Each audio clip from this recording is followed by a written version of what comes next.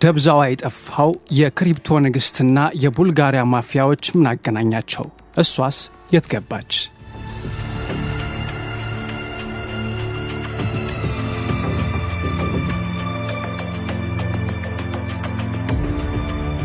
በአውሮፓውያን መስከረም 2019 የቢቢሲ ፖድካስት ስለ ቡልጋሪያዊቷ ሩጃ ኢግናቶቫ አንድ አስገራሚ ታሪክ ይፋ አድርጎ ነበር።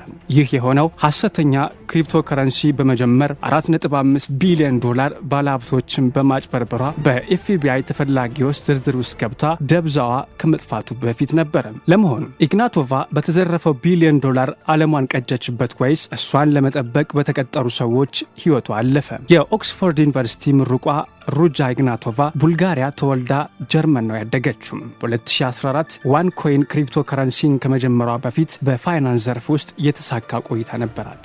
ኢግናቶቫ በሚሊዮን የሚቆጠሩ ሰዎች ዋን ኮይን ላይ ኢንቨስት እንዲያደርጉ አሳምናለች። እንደ ቢትኮይን ያሉ የክሪፕቶከረንሲዎች ካስገኙት በላይ ዋን ኮይን ትርፋማ ነው የሚል ቃል ገብታም ነው ከመላው ዓለም ብዙዎችን የሳበችው።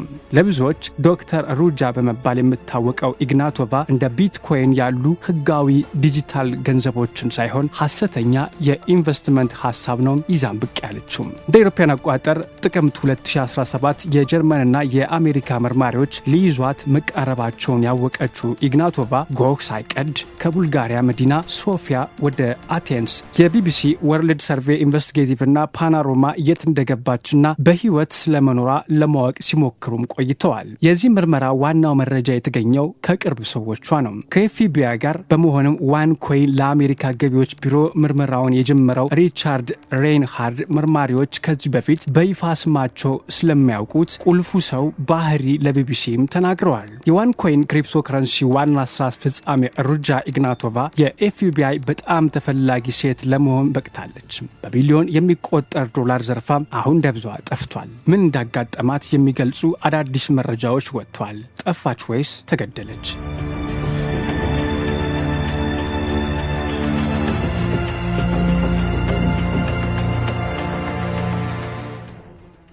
የኢግናቶቫን ደህንነት የመጠበቅ ኃላፊነት የተሰጠው አንድ ሰው አለ። ክርስቶፈር ኒኮላስ አማንቲዲያስ ይባላል። በስፋት የሚታወቀው ታኪ በሚለው ስሙ ነው። ሬይንሃርድ በ2023 መገባደጃ ላይ ጡረታ ከወጣ በኋላም ለመጀመሪያ ጊዜ በሰጠው ቃለ ምልልስ በአደንዛዥ እጽ ማዘዋወር ስሙ የገነነ አንድ ሰው የግል ጥበቃዋን ይመራ ነበር ብሎም ተናግሮም ነበር ብሏል።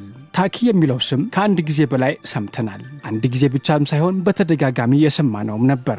ይህ ቀደም ሲል ቢቢሲ ከነበረው መረጃ ጋራም ይጣጣማል። የአሜሪካ መንግስት ጠበቆች እንደ አውሮፓውያን አቆጣጠር በ2019 እንደገለጹት ከሆነ የኢግናቶቫ የደህንነት ኃላፊ በቡልጋሪያ ውስጥ የተደራጀ ወንጀል ቡድን መሪ መሆኑን እንጂ ስሙን አልጠቀሱም ነበረ።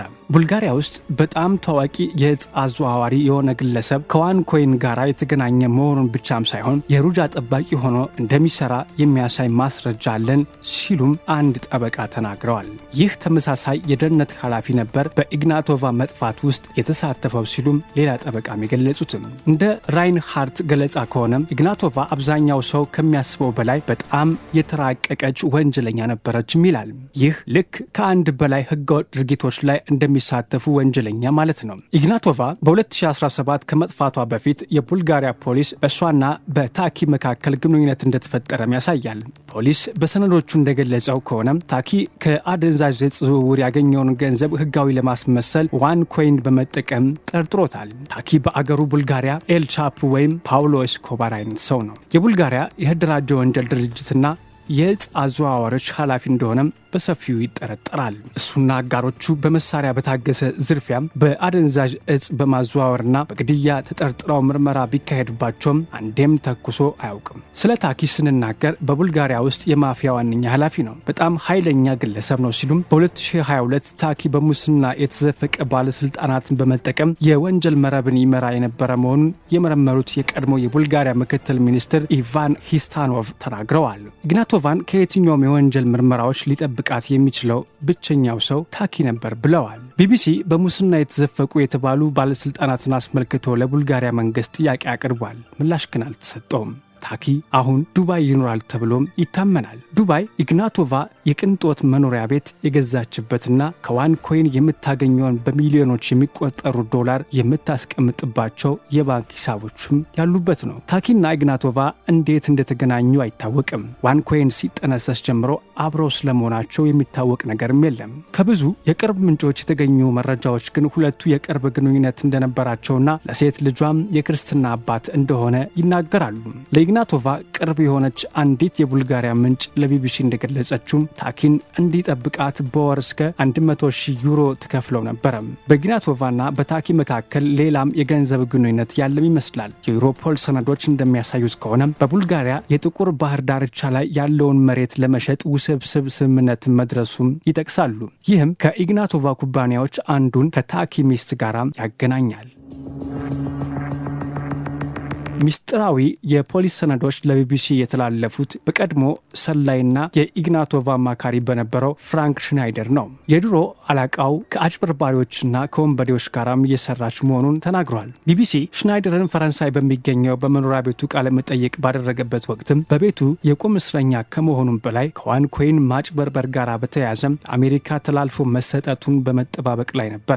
ስሞቹን ለመግለጽ ግን ዝግጁ አልነበረም። ስም አልጠቅስም፣ ምክንያቱም ቤተሰብ ስላለኝ። ይህ የተደራጀ ከባድ የወንጀል ቡድን ነው። መጨረሻ ላይ ግን የኢግናቶቫ ጠባቂ ወደ አጥቂነት ተቀይሮ ሊሆን ይችላል። እንደ አውሮፓውያን አቆጣጠር በ2022 የቡልጋሪያ የምርመራ ጋዜጠኛ ዲሚትሪ ስቲያኖቭ እና ባልደረቦቹም በተገደለ በየቡልጋሪያ ፖሊስ መኮንን ቤትም የተገኘ የፖሊስ ሪፖርትም ተሰጣቸው። በሰነዱ ውስጥ አንድ የፖሊስ መረጃ ሰጪ የታኪ አማች በ2018 መገባደጃ ላይ ኢግናቶቫ በታኪ ትዕዛዝ መገደሏንና ሰውነቷ ተቆራርጦ ከጀልባ ላይ ወደ ባህር መወርወሩን መስክሯል። የፖሊስ ሰነድ ትክክለኛነት በቡልጋሪያ ባለስልጣናት የተረጋገጠም ሲሆን በርካታ የታኪ የወንጀል ተባባሪዎች በእሱ መገደሏን እውነት እንደሆነ ያምናሉ ሲሉም ስቶያኖቭ ተናግሯል። ተባባሪዎቹ እንደ ምክንያት የሚያቀርቡት ከዋንኮይን ማጭበርበር ጋር ያለውን ግንኙነት ለማጥፋት የሚፈልገው ታኪ ኢግናቶቫ ዋነኛ ስጋቱ መሆኗን ነበረ።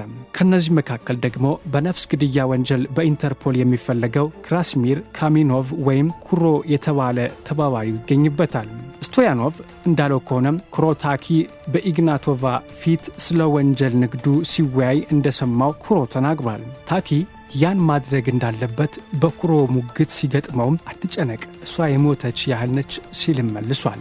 ኩሮ አክሎም ታኪ ኢግናቶቫን እንድትገድል ትዕዛዝ ሰጥቷል የሚለውን ውንጀላ ጨምሮ ስለ ታኪ ከሲአይኤ ጋር እንደተነጋገረም ተናግሯል። ይህ ውይይት በ2022 መገባደጃ ላይ መካሄዱን ለኩሮ ቅርብ የሆኑ ምንጮች ለቢቢሲ አረጋግጠዋል። ግንቦት 2023 ላይ ኩሮ ከሚስቱ እና ከሌሎቹ ሁለት አብረውት ከሚሰሩት ሰዎች ጋር በኬፕ ታውን በሚገኘው ቤቱ ተገደለ።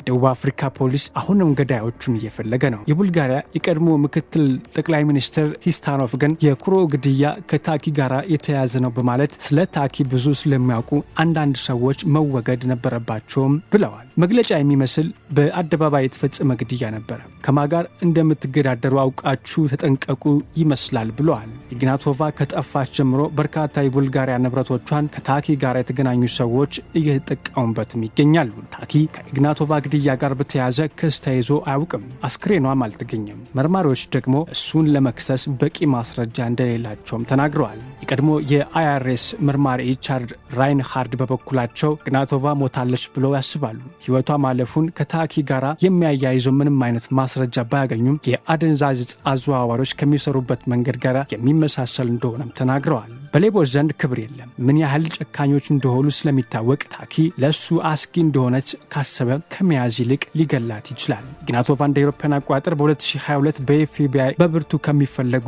10 ሰዎች ዝርዝር ውስጥም ተካታለች። እስካሁንም ስሟ ከዝርዝሩ ውስጥ አልወጣም። ኢግናቶቫ ተገድላለች ከተባለ በኋላም ቢቢሲ የት እንዳለች የሚገልጹ ጥቆማዎችን ተቀብሏል። በ2022 ግሪክ ውስጥ እሷን ለመያዝ ያልተሳካ የፖሊስ ዘመቻ መካሄዱን አንደኛው ነው። ምናልባትም ስለ ሞቷ የሚናፈሱት ወሬዎች የሁሉንም ሰው አይን ከእሷ ላይ ለማንሳት የተደረገ አስደናቂ ዘዴ ሊሆን ይችላል። ይህ ከሆነ ደግሞ ዓመታት ባለፉ ቁጥር በሽሽት ለመቆየት አስቸጋሪ የሆነባት ነው ማለት ነው።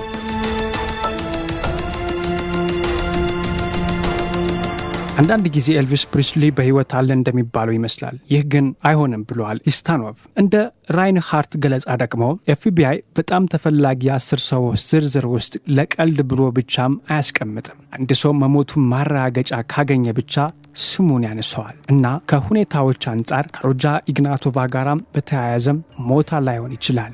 ያማል ደግሞ የጠፋችው የክሪፕቶ ንግሥት ለጊዜውም ቢሆን በታዳኞች ስም ዝርዝር ውስጥ ሆናም ትቀጥላለች።